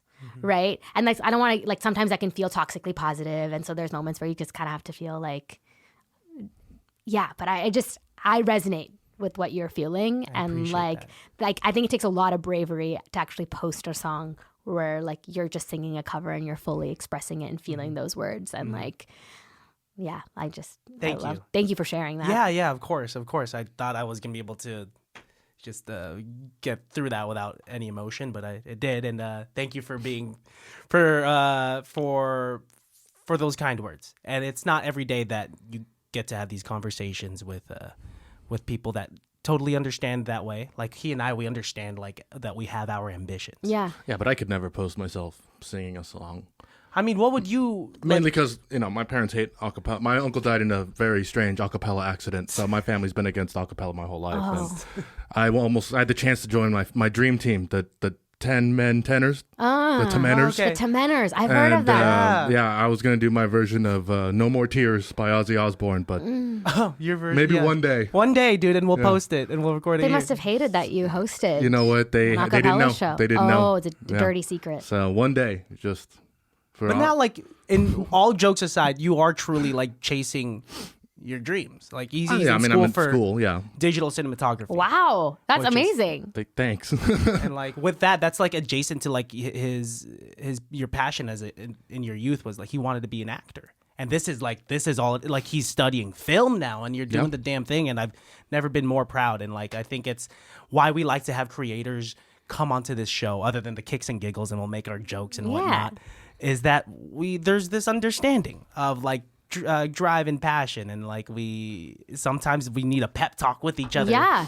to kind of keep going. It's on like track. the most, that's what Marigold is about, actually. It was like me and Lydia, who is the only other, like, she's from New Jersey. She's Malayali Christian. Her parents also immigrated here, but she's like fully South Asian. And she came here and she's like, had like so many viral moments on TikToks, and she's like, she could read. She has one of those voices like she could read the phone book, and like I would be like, Where would she yes, find take all one? my money. You know, I know the yellow pages. That's she the says harder part. She has to It's hard dig to through the find trash to one. find it, but she's like literally amazing.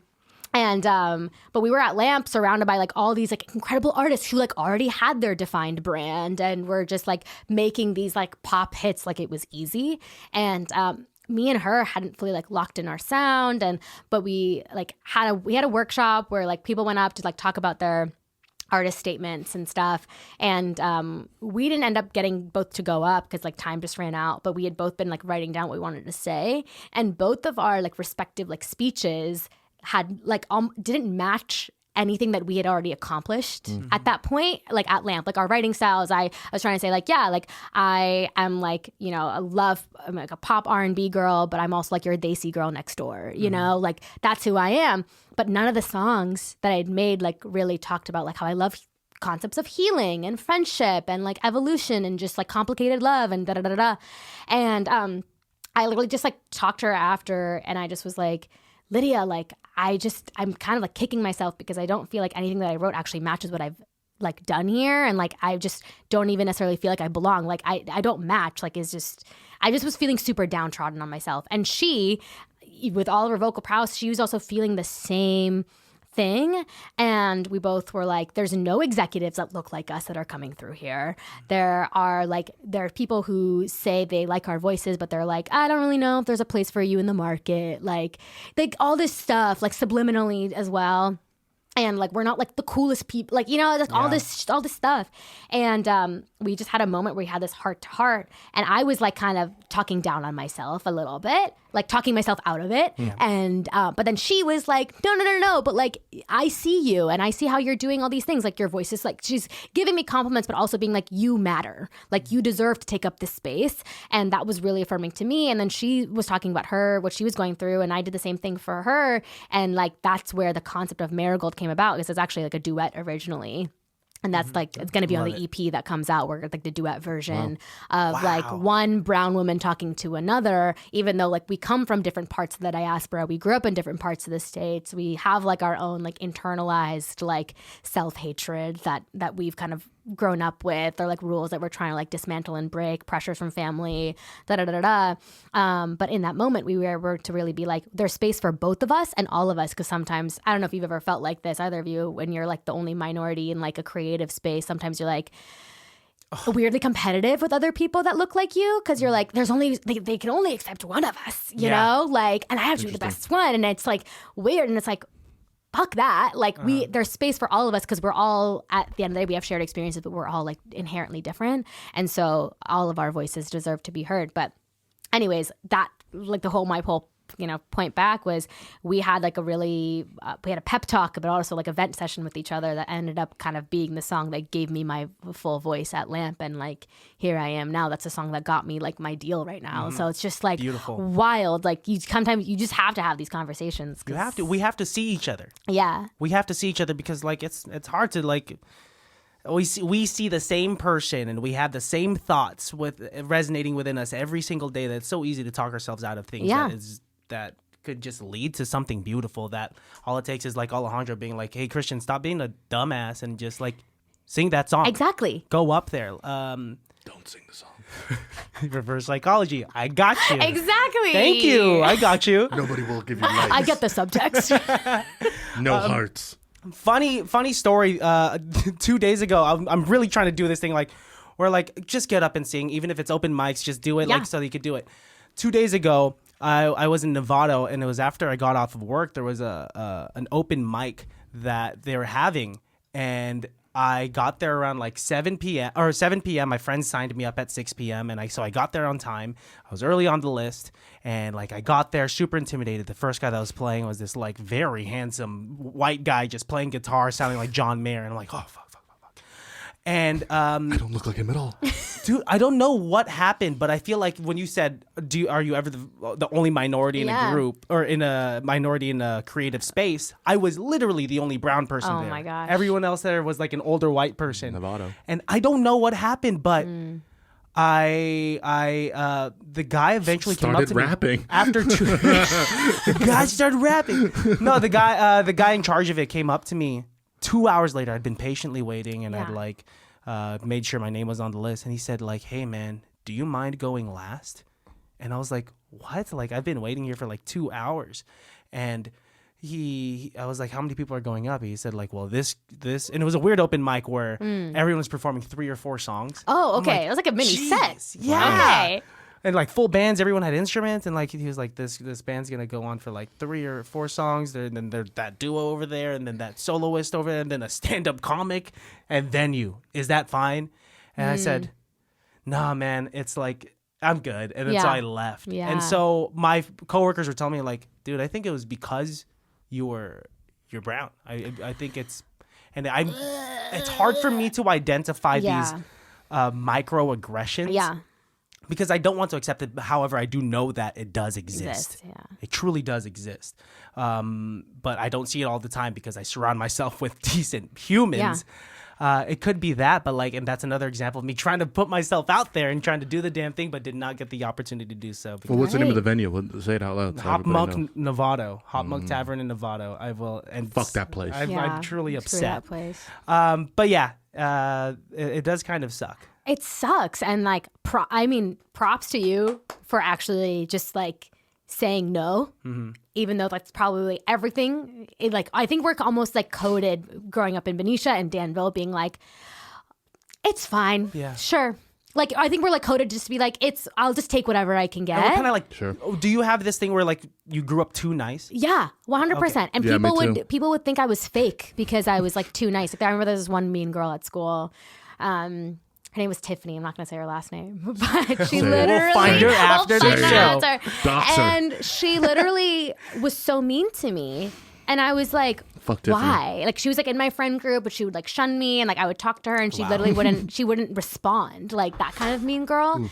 And I was like trying to ask my friends, like, do you know why Tiffany doesn't? She's like, oh, she just thinks you're too nice. And I'm like, oh, because I've just been coded by white people to be like, yes, sir, no, sir. You know, like just being like, yes, ma'am. You know, and I was like, no. And I'm like, I just also want to be like a genuinely nice person. But I think sometimes we're just like taught to like take whatever we can, like take the scraps, and like just being like, and treating everybody with probably more grace than they would give back to us. But over time, that makes us feel like tend into being like people pleasers and sometimes doing things that don't actually feel and sit right with us. So like, I just want to commend you for just knowing your worth and being like, I don't need this. Yeah. You guys need me actually, and you guys will figure that out like later, but like you're not worth, just me just sitting here and being last. Like, fuck that. It's a learned thing. It Yeah. really is. And like, I have this guy to thank for it because he would just make fun of me. He'd just be like, yo, man, just don't be, you're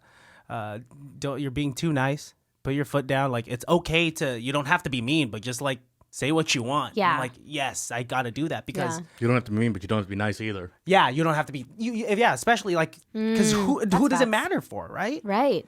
Because I think it's because I grew up a fat kid, a chubby kid, a brown kid in a predominantly white place, and so I'm trying to fit in somewhere on the social hierarchy. And so I was ready to just appease anyone and just say like, yes, I mean, sir. we tried to tell you where to go, but you wouldn't listen. But what do you mean We where tried to to go? explain to you, like, no, buddy, you're right here. This is where you're at. And you're like, no, I'm hanging out with you guys. We're like, fine. No, you said this guy was a bully. And, well, I mean, a bunch of people have heard it on this podcast. If they for the regular Are you listeners. Tiffany? No, just kidding. I mean, I'm Christian's Tiffany. So really, so that you know, he was my 7th grade bully. I came in, and it's Oh, because shit. he was Okay, I like low this on the arc. social hierarchy that he was like, wow, fresh meat. Let's make him lower than me so that he could go up. Let's change the target here, guys. Let's move the focus a little bit, there guys. you go. Look at this one. Look at how different he is. Yeah, and so he would spread this rumor that I was from the Philippines, and so people would talk to me like very, Wasn't hard. yeah, like, hey. Surprisingly easy. how do you like it here? And I'm like, I like it. joking. I like it here. I like I'm Benicia serious. a lot. It's really nice Benicia's here. cool. And they're like, no, how do you like it here? It looks like in the America for you. States. And you're like, it's always been nice. I was born in San Francisco. What are you guys talking about? Yeah, okay, Christian. And I had a slight accent because I kind of spoke Tagalog, and my parents would just say some English words weird. Same. Yeah, you just I grew was up the in it. same Yeah, it's way. in your Yeah. house. What's your story with that? Well, I didn't even realize I had an accent until I was like, because I just wasn't confident speaking English growing up, because I grew up in San Ramon, California, grew up in, literally lived in Danville my entire life. But my parents had a very strict rule that when you're in the house, you only speak Tamil, which is a South Indian language. And like everything we consumed outside of like my dad's 80s pop music collection was all Wham. South Indian or North Indian, or like it was either mostly in Tamil or in Hindi. And I was the kid who was really good at math in school, but like not English or like, or writing. And then because of this rule my mom had, and neither of my parents are like really like they can speak English well and all this stuff, but they practiced it only outside of the home. And so I remember my middle school, I remember going home and being like, Mom, if you want me to do well in core class, I have to like raise my hand and like answer English questions, but I don't feel confident speaking in English. So we have to like change the no English at home rule. And so, yeah, but then I realized I just naturally had an accent because I spoke Tamil all of the time, which just has like this different sound. We just pronounce our vowels differently. And so my mouth was just like not equipped to speak in like harsh vowels as we do in English, you know? And so, but I was really self-conscious of that. So it's like wild to also hear that you had a similar experience, and other people would perceive that as like, oh, he's foreign, Yeah, or people in Danville pointing out like, you say that word funny. Yeah. And then I would like go home and make fun of my parents because I was like, because the bullying just Shit keeps rolls downhill, continuing. yeah. That's what it is. Yeah, Shit because rolls I make downhill. fun of my Yeah. parents about it. Right. And like make fun of their but actually like I grandparents. think I really hurt my mom's feelings once. Oh my gosh. And like I don't know, like there's a one word, like she would say grocery store. Oh, I For see. grocery store. And then like I just think things would just naturally come up in conversation with my friends, right, as I was making them finally. And they're like, oh, what do you do after school or whatever? And I'll be like, oh, we're going to the grocery store. And then they're like, what? What is that? What is that? And I'm like, the grocery store, like, don't you go with your parents to like go get fruits and Like, you're saying that vegetables? weird. They're like, it's the grocery store. And I'm like, oh yeah, That's the what I said. grocery store. That's exactly what and I I remember said. being like, Mom, it's the grocery store, not grocery. Because we would have to get upset at our parents. Right. Because my mom would say it wasn't this bad that I would say it, but she would say appreciate. She say appreciate. I appreciate you. She says, oh my God, the word beach is the hardest thing. I don't know what she was YouTubing, but she was, like those 4K first person vlogs on YouTube. Yeah. She was watching one about beaches, and she was like, I like that beach. I like all these beaches. And I'm like, Mom, you have to say it differently because people, you can't just say, She have to say sand barge. yes, it's like sand barge. I love this sand I barge. love the sand dunes The in sand Bisma dunes. Beach. I like bodies of water. Just the edges, though. Yeah, it's just the edges. And she has and she tries to like insult and like tries to be hip. So she says like, oh, that's hecka fun. It's hecka fun. And she tried to call me a son of a bitch one time. Oh shit. Which is that just backfires to her. I'm her son. And she called me a Samana Beach. And I'm like, there's no way you don't know that this is like hilarious. Yes. And like I'm trying now This that is I'm right. older. This is right. This is how it's said. Well, now that I'm older, I'm trying to like she's sensitive. And Yeah. so like I'm trying to just like, okay, Christian, be cool. I'm a son of Don't a make bitch. fun of your mom. Yes, just take whatever she says. But yeah, that's just how it is growing up. It is. But actually, even when you're like imitating your mom, I just feel like it honestly sounds more beautiful. Like it's more pleasing to the ear. It's nice. It It's is. like- There's something nice. There's something nice about it. Like there's this great Rupi Kaur poem that I think she actually just like did a version of it and released it on Spotify and stuff, where she talks specifically about mothers with accents from another like country, and then they come to America, and it's like we're just kind of conditioned and taught to like take that and like erase it so we can for assimilation or acceptance or fitting in, but then we like maybe berated our moms in our like youth for being like, why didn't you know this? And then but then Rupi, like the point, and I'm butchering it because I'm not a poet in that sense, where she's just like, that's the thing that she has from home, how dare you try to take it away from her? And I was like, oh, that's you right. separate yourself from it. Yeah. Like you learn to appreciate. You learn to Now that I'm appreciate it. older, it's just like that's because she kills it at speaking Tagalog. Exactly. So no, she did this to me. She flipped the script. roles on me because now I'm trying to speak Tagalog, and so I Uh-huh. say like, nanay, kamusta na? Like mabuti naman, and blah blah blah blah. And she says like, you sound funny. And I'm like, what? And she said, Go, it's Mom. cute though. It's cute though. And I'm like, wow. Is this what it feels like? And now I'm self-conscious about my Tagalog. I'm like, wow, I must have made her really self-conscious about her English. Exactly. Crazy how like it just comes full circle. It does. It always does. Even when you expect it to not, it always does. But it's awesome that you're like trying to like learn again and tap in with that part of like your culture and like even with your family, like developing that relationship in that way too. Because I'm similar with Tamil. Like I was very, very fluent, and then we switched to English. And what was crazy is actually I think like how fast the switch happened when I was like, oh, we need to speak English at home, and everyone was like, okay. And I think it also helped probably my parents in their careers and made them more confident in speaking to people who were like non-Tamil speakers.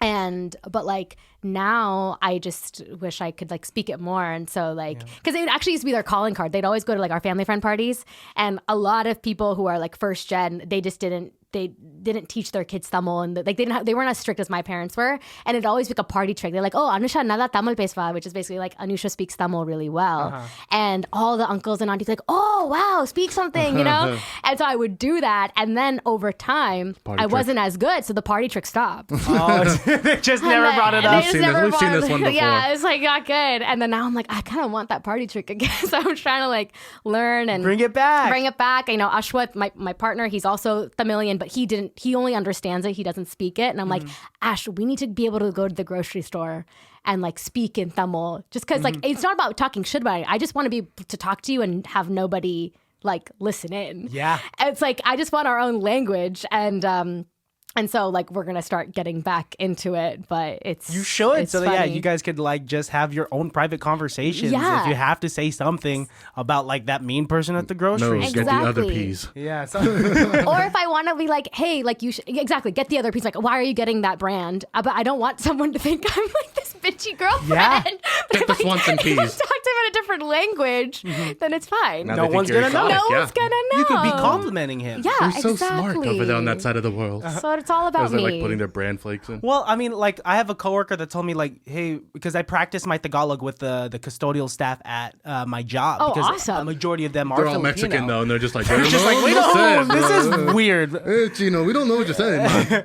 But he says like, you should have like not let them know that you speak Tagalog just in case they talk shit about us, so that like I could still listen in and like they're speaking Tagalog and like. But I'm like, now I learned Tagalog and I could speak it with them, so I could talk shit with them. Yeah, exactly. yeah. Like, you think I want to be your spy?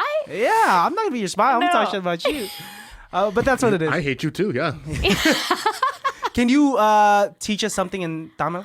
Yeah. So if you want to say like greetings or like hello, just in a formal way, you probably have heard namaste before, right? That's in Yes. Hindi. Yeah. And just the Tamil version is vanakam. So vanakam, and everything just kind of is like a little softer. So vanakam. Vanakam. Yeah, you got it. Vanakam. Vanakam. And then what's the response to that?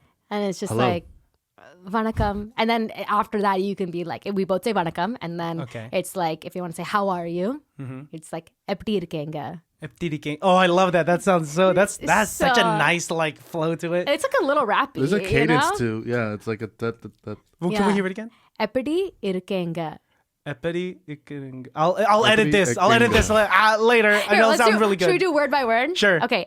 Eppdi Epidi, irukeenga. irikang, ga. Epidi irikenga. Yeah, wow. Epidi kirikenga. That's pretty good. Thank you. I feel like, I mean, you guys also speak Like you speak Tagalog. Yeah. And do you speak Spanish? Yeah, a little bit. I understand a lot more than I can speak. Okay. So like you're saying, you shouldn't have told the janitors in case they talk shit. Like I've had that. I've had cooks like think that no one's understanding what they're saying, and I'm just like, I know what you're saying.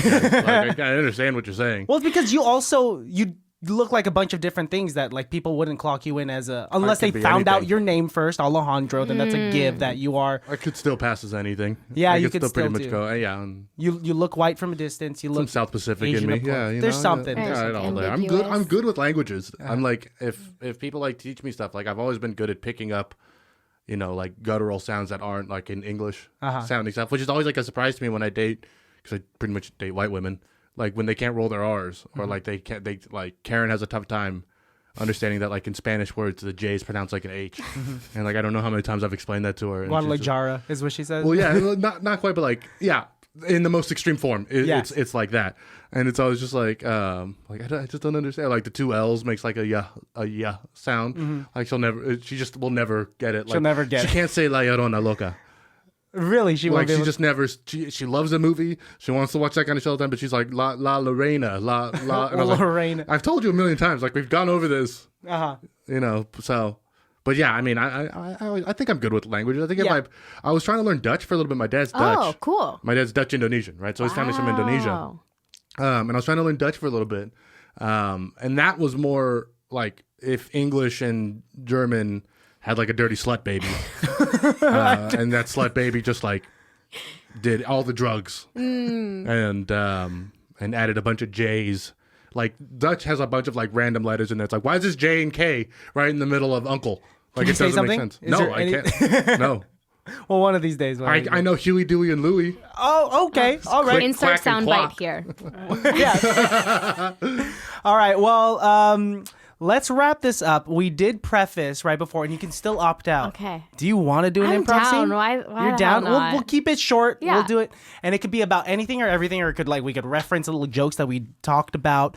But yeah. Other than that, there's no rules, and it doesn't have to be great because guess what? It's improv. Right. The only improv I've done is when the improv group and the Spokes decided to do a joint concert. I'm forgetting the Bird Strike. Bird Strike, yeah. Yes. Bird Strike and Spokes used to. And I think the reason I didn't love it is because I didn't fully commit. And I was like, that's what improv is about, fully committing. Fully commit. So I'm going to pledge to fully commit. And Let's- whatever happens, happens. Let's do it. Let's fully commit on this, regardless of how wacky it is.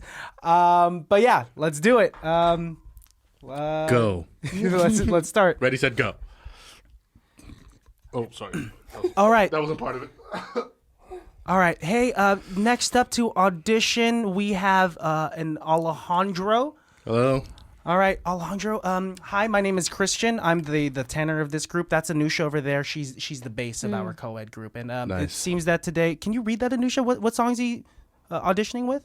I Will Always Love You? Yeah. Oh, ambitious choice. Thank you. Wow. Thank you. Okay. I do it in a version though. It sounds like Ozzy Osbourne's "No More Tears," Okay. You know what? but it is. I will always love you. Just remember that. Okay. Okay. Well, we here at our group, let's say it together. What's the name of our a cappella group? The Big Fellas. Big Fat Lives. What? Big Fat. Big Fat Lies. Yeah, the Big Fat Lies. Oh, I thought this was the cat eyes. Is this not the audition for Cat Eyes? No, it's not. But you're already in the room, so you might as well go. I guess, but can I? Oh, do you guys don't wear cat eyes when you perform?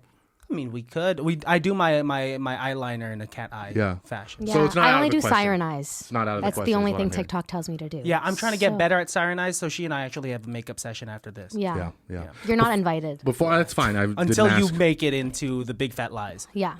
Big fat eyes. Can we talk about maybe a name change, guys? Can we? Let's see what you got Okay, first. well, Yeah. that's fine. I just want to also start by saying singing's been part of my life since I was a little kid. Oh, a monologue. He thinks that My- this is a play. my mother You think was we haven't heard this before? my mother was Yeah. killed by a bird that was singing blue jay, and that was the first time I heard music. So this is for my mother. All right, we're just putting down trauma under notes, and we'll figure that out. Whenever you're ready. Yeah, whenever you're ready. I mean, technically, I've started. It starts with a 16-bar pause, but I'll start over. Okay. Explaining to us sheet music and what 16 bars. I mean, can I? Do you want me to start over again? You know what? Because it's a long 16 bars if I have to keep starting over. All right. Okay, thank you. The floor is yours.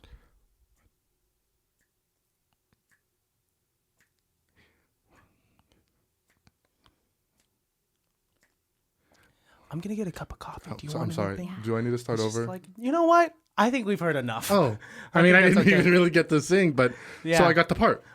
You'll be I'm hearing in the back from group. us. Yeah, you'll get an email from us. Don't Okay. check your spam. No, Yeah, don't okay. check your- When should I expect the email? I mean, Anusha, what do you think? At the end of the quarter? At the end of End the of the quarter, quarter. yeah. Nice. You know, we could tell you right now. Yeah, I mean, go let's ahead. say it Hook. at the same time. Captain. No, sorry. We'll take the next member. Yeah. Let's cut to the Cat Eyes group, which is the all girl group at this university. Hello. Sorry, I'm sorry if I missed my audition. I got stuck auditioning for another group, and this is the audition that I'm trying. My name's Alejandro. I'm on the list. I'm number 7. All right. Well, my name's Sally. I am the arranger of the Cat Eyes, and this right here is Paulina. Hi. I know both of you guys. I've been watching the Cat Eyes since I Oh was a my little God, kid. no Thank you so way. much. That's In fact, amazing. Thank you. Sally, it's your version of I Saw the Sign. Yeah, no, that's that my favorite. That That's my parents played at their Susie wedding. really kills that. Yeah, But Paulina's rendition of "Get Down with the Sickness" is impeccable by Disturbed, but she does it in a Upbeat Dolly swing Parton tempo. type of Yeah, thing. Yeah, yes, it's actually beautiful. Guys, so I prepared a little ditty for you. All right, let's hear it. Yeah. Oh, but before you sing, we have a few questions. Oh, okay. Yeah. Usually the interview comes after, but that's fine. Yeah. Yeah, What do we we got? just wanted you to feel really comfortable and, I'll you put know, my just pants let your back guard. Oh, Oh, okay. just please do that. Yeah. Let's go ahead. Yeah. First question? First question. Yes. Why do you sing?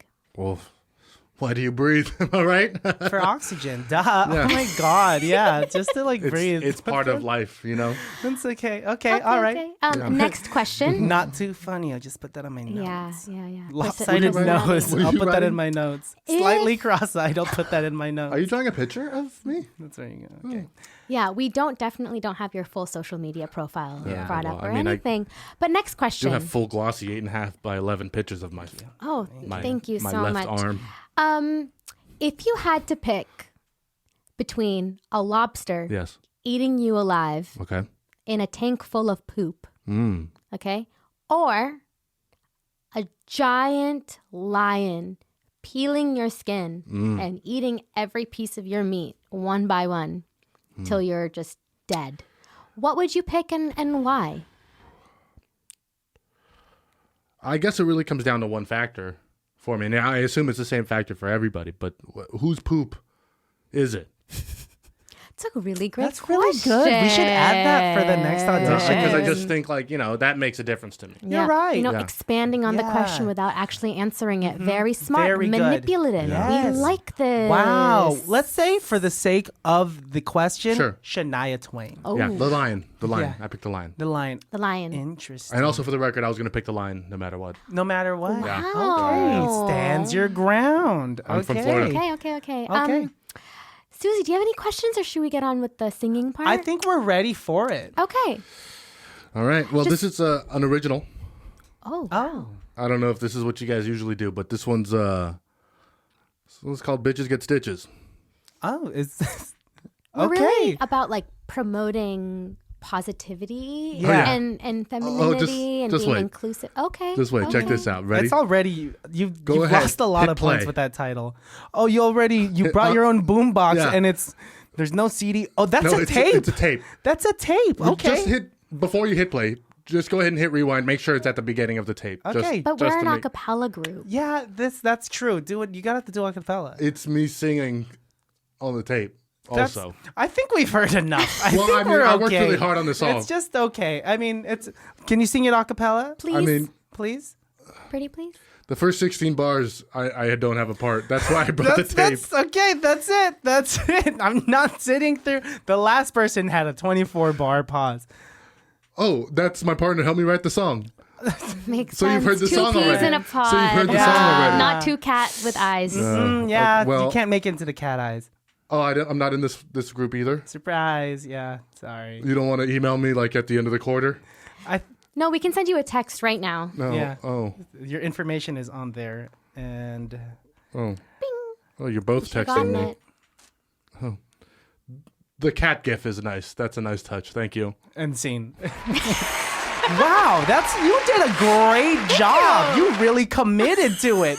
I like Paulina. Paulina's She's a my favorite smart, character. Strong, Smart, strong, good leader. stood her ground.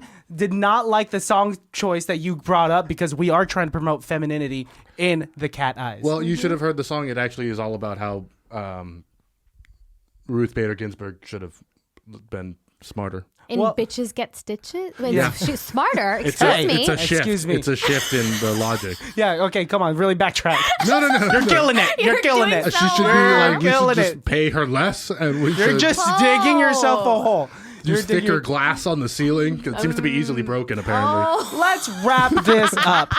Anusha, thank you so much for taking the time out of your Oh, my pleasure. short amount of time that you have here in the Bay Area. For the listeners out there, for our mutual friends listening from Davis, and for people that are just now discovering you, you do have a new single coming out next week. Next week. December 16th. Yes. So by the time this comes out, by the time this episode comes out, it'll be almost out, if not out already. But Same Girl. Same Girl is what it's called. Yeah. And There they we can go. find you on all streaming platforms. All streaming platforms. I'm on Spotify. I'm on Deezer. I'm on Tidal, Amazon, Apple Music, like literally everything. It's international. I'm on all of the socials as well. Just sharing. I'm on Twitter. I'm new to Twitter. Wow. Christian's on sharing Deezer. thoughts. I'm what? You're on Deezer nuts. Good one. I have zero Fucking brain got cells you. after this Good guy. one. Yeah. But so that's where they can find you. Yes. And plug yourself. Like what are the handles that? It's a good question. So it's just at Anusha, ANUSHA .Savi, SAVI, and that should be across all of the things. And you can find me Anusha Savi on all those platforms and everything. And I just want to say, like, shout out to all of the Davis acapella Yes. folks, because I just feel like even in this conversation, we just all these like memories are coming Yeah. to mind, and all these like iconic singers and just like fun characters. And I just got to say, like, being a part of acapella and that community has like really shaped me into who I am. And like, shout out Spoke, shout out like Cam and Jacqueline, the founders of it, Yep. because Cam is like a big country star, and That is true. we opened for her, and I forgot to talk about that, but like she was like a really big inspiration of me even doing this. But shout out to all of the acapella folks. So if you're in Lounge Lizards, if you're in Kleptomaniacs, if you're in Afterglow, if you're in Liquid Hot Plates, I gotta shout out Cole Hoffberg and that arrangement. I was so intimidated by your guys'